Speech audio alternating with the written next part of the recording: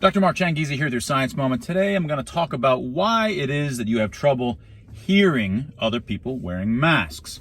Last time we talked about why you have trouble hearing other people when you're wearing a mask, and that was a little bit less obvious. But now you might think it's obvious why you have trouble hearing other people with wearing masks. Well, they've got something over their face, over their mouth, so it's harder to hear. But it's actually, there's more wrinkles to it than that.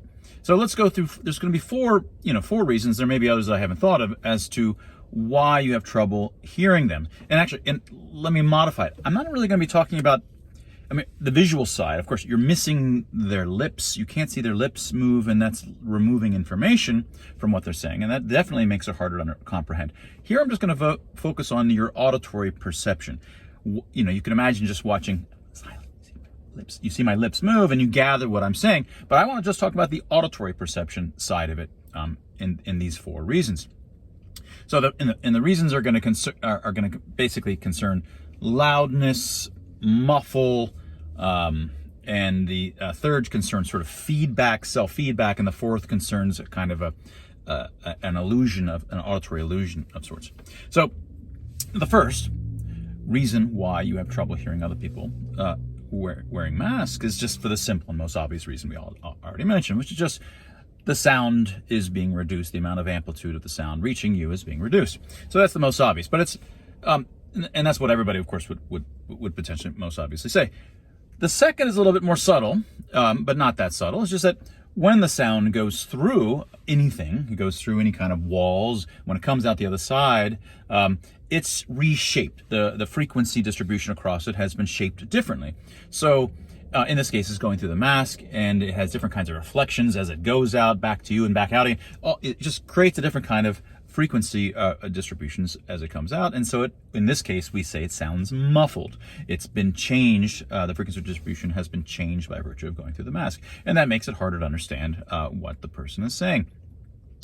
The third, which is this feedback, the self-feedback, is something that you're familiar with if you've ever worn headphones, except it's going to be the opposite of that. So remind yourself, when you're wearing headphones, what happens when someone says, "Hey, Doug, is there, where's the orange juice?"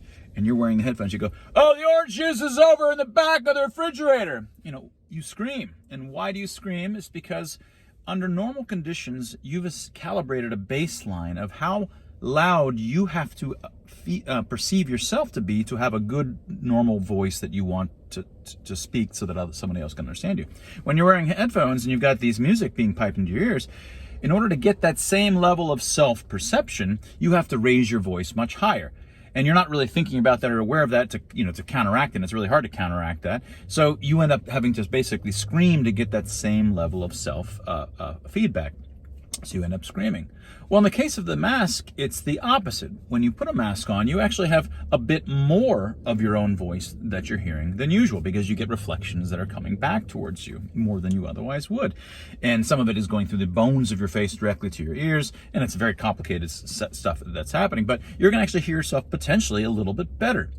And if that's the case, well, then what you want to do, what your brain is naturally going to do, is to lower your voice, because you are already hearing yourself sufficiently loudly that you don't want to raise it, because then you're going to feel like you're yelling. So people will talk more softly, and they can't help it. They're just naturally going to do this because they speak to the level of the self-perception that they get that tells them that they're at the right level.